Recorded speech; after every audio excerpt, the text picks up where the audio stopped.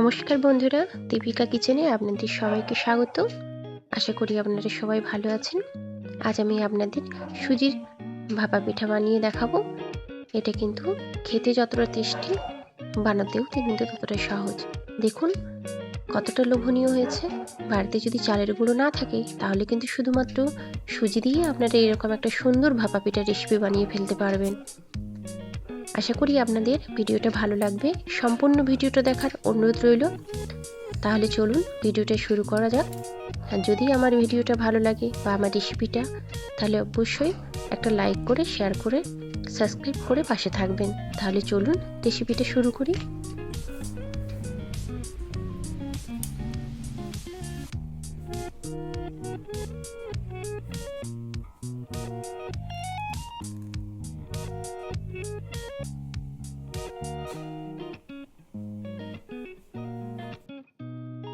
এখানে আমি একটা পাত্র নিয়েছি। পাত্রের মধ্যে দিয়ে দিচ্ছি 1 বাটি সুজি। আমি সুজিটা প্রায় 200 গ্রাম মতো নিয়েছি। এবার এখানে পরিমাণ মতো দিয়ে দেব নুন। এবারে আমি দুধ মেশাবো। তার জন্য আমি দুধটা আগে থেকে জাল করে ঠান্ডা করে নিয়েছিলাম। এবার 1 গ্লাস দুধ নিয়েছি। আমি দুধটা অল্প অল্প দিয়ে মিশিয়ে নেব। আমি পুরো দুধটা দিয়ে দিলাম। এবারে দেখুন খুব ভালো করে মিশিয়ে নিচ্ছি।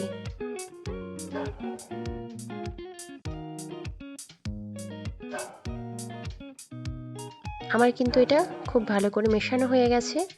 এবার এখানে দিয়ে দিচ্ছি বেকিং পাউডার। আমি কিন্তু বেকিং সোডা দিচ্ছি না, তবে আপনারা চাইলে ইনো ব্যবহার করতে পারেন। সেক্ষেত্রে 1/2 চামচ ইনো দেবেন। এবারে এটা খুব ভালো করে আমি মিশিয়ে নিচ্ছি।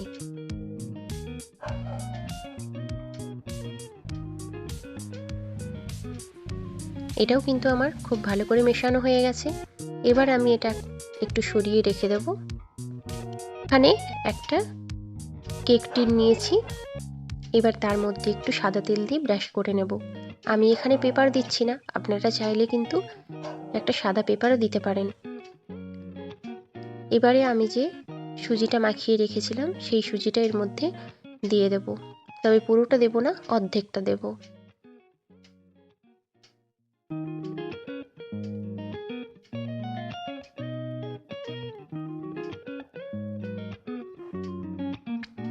এখানে আমি অর্ধেকটা পরিমাণ সুজিটা দিয়ে দিলাম।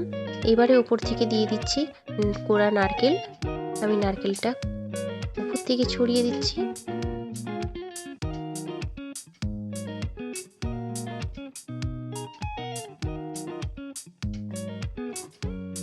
নারকেলটা কিন্তু আমার দেওয়া হয়ে গেছে। এবারে আমি গুড় রেখেছিলাম, এভাবে ছোট ছোট করে ভেঙে নিয়েছি গুড়টা। এবারে গুড়টা উপর দিক থেকে দিয়ে দিচ্ছি।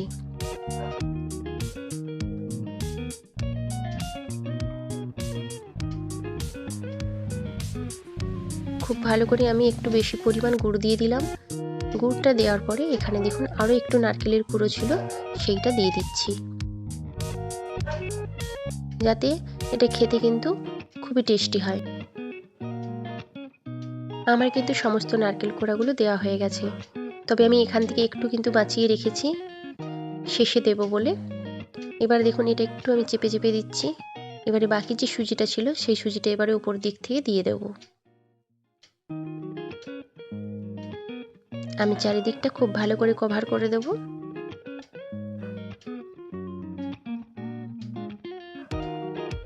আপনারা কিন্তু খুব কম সময়ের মধ্যে এরকম একটা রেসিপি কিন্তু বাড়িতে বানিয়ে নিতে পারবেন।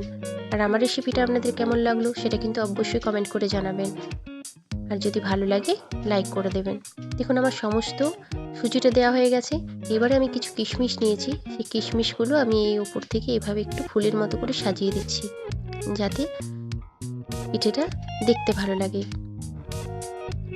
আপনাদের কাছে যদি থাকে তাহলে দেবেন, আর যদি না থাকে না দিলেও অসুবিধে নেই।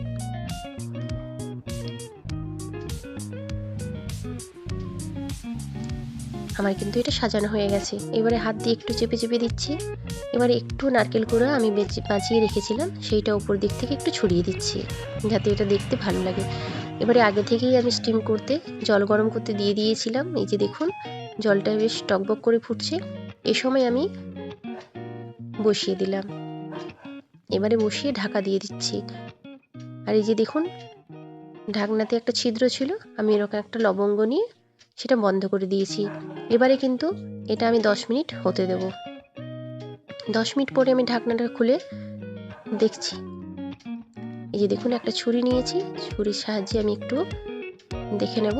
দেখুন, এটা কিন্তু খুব ভালো মতো হয়ে গেছে, আর কিন্তু লাগছে না। এবারে আমি এটা ঠান্ডা করে নেব। দেখুন এটা কতটা সুন্দর লাগছে দেখতে। আমি ঠান্ডা করে নিয়েছি। এবারে দেখুন, এখান থেকে আমি ছুরির সাহায্যে সাইডগুলো এভাবে একটু ছাড়িয়ে নিচ্ছি, যাতে চিটে থাকাটা ছেড়ে যায়। এবারে একটা প্লেটের সাহায্যে আমি প্লেটের মধ্যে ঢেলে নেব।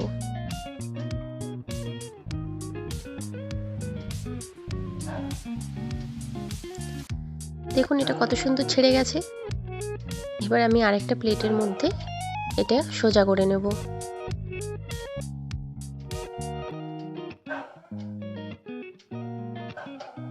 এই যে দেখুন কতটা সুন্দর আর কতটা লোভনীয়।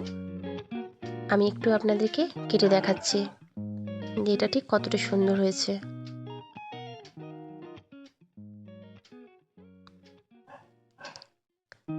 আপনাদের যদি ভালো লাগে অবশ্যই বাড়িতে বানিয়ে দেখবেন, আর কেমন হলো সেটাও কিন্তু আমাকে কমেন্ট করে জানাবেন। আমি এবার একটু কেটে নিচ্ছি।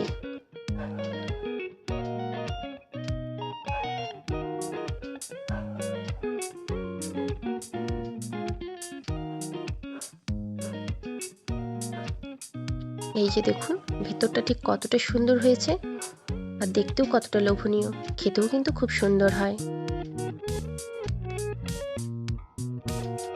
তাহলে দেখলেন তো, বাড়িতে যদি সুজি থাকে তাহলেই কিন্তু আপনারা এরকম একটা সুন্দর ভাপা পিঠের রেসিপি বানিয়ে ফেলতে পারবেন। আর সম্পূর্ণ ভিডিওটা দেখার জন্য অসংখ্য ধন্যবাদ। যেসব বন্ধুরা আমার চ্যানেলে নতুন এসেছেন, যদি আমার ভিডিও বা রেসিপিগুলো ভালো লাগে তাহলে অবশ্যই সাবস্ক্রাইব করে পাশে থাকবেন, আর অবশ্যই কমেন্ট করে জানাবেন কেমন লাগলো আমার রেসিপিটা। যদি ভালো লাগে তাহলে বাড়িতে কিন্তু একবার ট্রাই করে দেখবেন। সবাই ভালো থাকবেন, সুস্থ থাকবেন। আবারও একটা নতুন রেসিপি নিয়ে আপনাদের কাছে হাজির হব। নমস্কার।